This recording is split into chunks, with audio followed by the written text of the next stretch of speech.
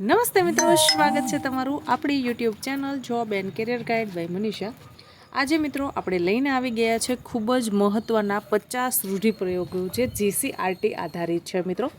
એટલે કે તમારી સ્પર્ધાત્મક પરીક્ષામાં ખૂબ જ ઉપયોગી થશે। જે આપણને તલાટી મંત્રીની એક્ઝામ હોય, ક્લર્કની એક્ઝામ હોય, મુખ્ય સેવિકાની એક્ઝામ હોય જેવી મહત્ત્વની ગુજરાત સરકારની સ્પર્ધાત્મક પરીક્ષાની તૈયારી કરતા વિદ્યાર્થીઓ માટે આ ખૂબ જ મહત્ત્વનો અને અગત્યનો વિડીયો છે મિત્રો। અંત સુધી જોડાયેલા રહેજો। આ વિડીયો મિત્રો તમને છે 1 થી 2 માર્ક્સ છે એ અપાવી શકે છે। જાજો સમય ન બગાડતા ચાલો મિત્રો આપણે વાત કરીએ ગુજરાતી ભાષાના 50 મહત્વપૂર્ણ રૂઢિપ્રયોગો મિત્રો અહીંયા આપેલા છે, જેનો અર્થ સાથે આપણે છે અહીંયા સમજવાનો પ્રયત્ન કરીશું। અંધારામાં તીર છોડવો એટલે કે અંદાજે કંઈક કાર્ય કરવાનો પ્રયાસ કરવો। આપણે અમુક વખત એવું કહેતા છે કે ભાઈ આને તો અંધારામાં તીર છોડ્યું, એટલે કે અંદાજના આધારે કંઈક કાર્ય કરવા માટે છે એણે પ્રયત્ન કર્યો। બીજો પ્રશ્ન છે મિત્રો, આંખની પાડ પર વહાડો એટલે કે અત્યંત લાડકવાયું વ્યક્તિ અમુક છે એ અમુક વખત છે એ આપણે આપણા માતા પિતાના બહુ લાડકવાયા હોઈએ છીએ, તો આપણા ઘરના છે એ કહેતો હોય કે ભાઈ આ તો આંખની પાડ પર વહાળો છે, એટલે કે આંખની પાપણ જેટલો વાલો છે એમ। આવી ગઈ ખેર એટલે કે મુશ્કેલીમાંથી છુટકારો મળ્યો। ઊંઘમાંથી જાગવું એટલે સચેત થઈ જવું, પોતાની જવાબદારી પ્રત્યે જાગૃત થવું। એની તો 12 વાગી ગઈ એટલે કે આખરે તો તેમને હરાવી દીધો। ગંગા નાઈને પાછું કાળી થવું એટલે કે સુધરીને પાછું ખરાબ થવું। ત્યારબાદ આગળ વાત કરીશું મિત્રો, ગરમ લોહી હોય એટલે કે ઉત્સાહી અને ઉતાવળું હોવું। જ્યારે યૌવન હોય છે આપણામાં, જ્યારે આપણી ઉંમર છે એ 16 થી 30-32 વર્ષની હોય ત્યારે છે એ ગરમ લોહી હોય છે। યુવાન જે યુવાન લોકો હોય છે એ ઝડપથી કોઈનું સહન નથી કરતા, અથવા તો તે પોતાની વાતને જ છે એ સાચી ઠારવાનો પ્રયત્ન કરે છે। એટલે કે ભાઈ ગરમ લોહી હોવું એટલે ઉત્સાહી, ખૂબ ઉતાવળું, એનાના અંદર છે ઘણા બધા જોશ અને ઉમંગ ભરેલા હોય છે કે ના હું આ બધું કરી શકીશ, અને એવો છે એ એનામાં અંદરથી નિશ્ચય છે એ દ્રઢ સંકલ્પ રહેલો હોય છે। ઘઘવાટ મચાવી એટલે કે ભારે ધમાલ મચાવી। નાના બાળકો છે એ જ્યારે સ્કૂલેથી છૂટે તો ખૂબ ઘઘવાટ મચાવતા આવતા હોય છે કે ભાઈ ઘણો બધો છે એ અવાજ કરતાં આવતા હોય છે। ચાપલુસી કરવી એટલે કે મીઠા બોલ બોલવા। ચૂકી ગયેલો તીર પાછો ન આવે એટલે કે ભાઈ બોલેલા શબ્દો છે એ પાછા ક્યારેય આવતા નથી। અમુક વખત છે આપણે બોલવામાં પણ ખૂબ કાળજી રાખવી જોઈએ। જો એક વખત આપણાથી બોલાઈ ગયું તો એ બોલેલા શબ્દો પાછા આવશે નહીં। જેમણે ખાધા લૂણ તે કેમ રડે એટલે જેને નુકસાન થયું હોય તે કેમ દુઃખી ન થાય, બરાબર છે।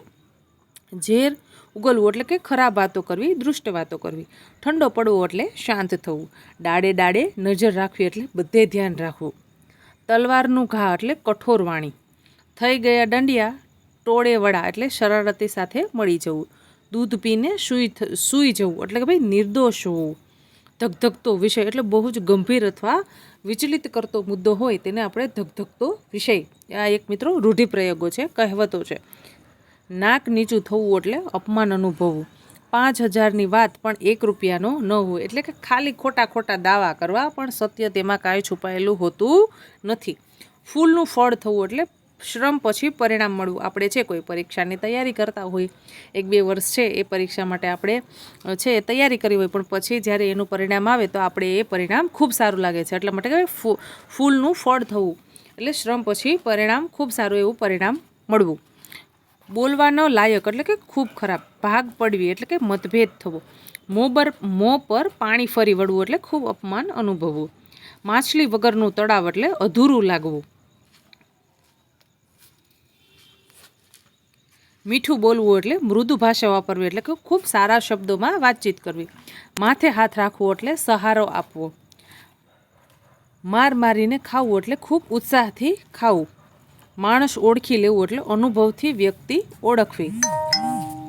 મોરલાઓ પાડવા એટલે ખોટી વાતો ફેલાવી। યાદદાસ્ત ખોવી એટલે ભૂલી જવું।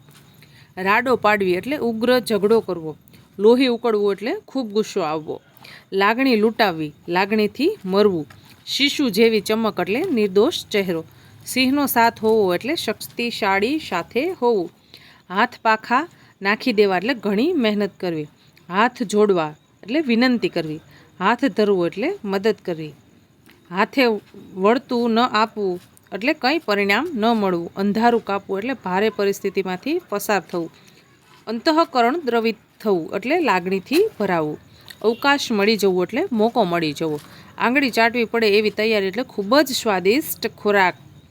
આંખ નીચે કરવી એટલે શરમાવવું.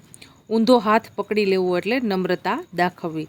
એક જ ઘા માંસ બીસું એટલે એક કામથી અનેક લાભ. કાળજીના વાદળો છવાઈ જવું એટલે ચિંતિત થવું. ખોટી બાજી રમવી એટલે ખોટો નિર્ણય લેવો.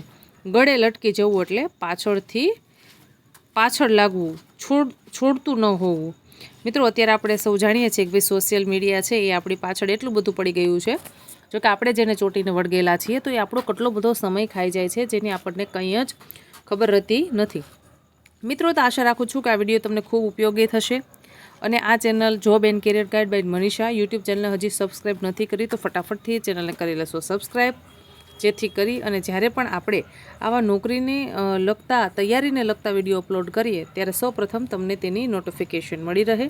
મિત્રો, જ્યારે આપણને સમય મળે છે ત્યારે આપને ઉપયોગી થાય તેવા વિડીયો આપણે અપલોડ કરીએ છીએ.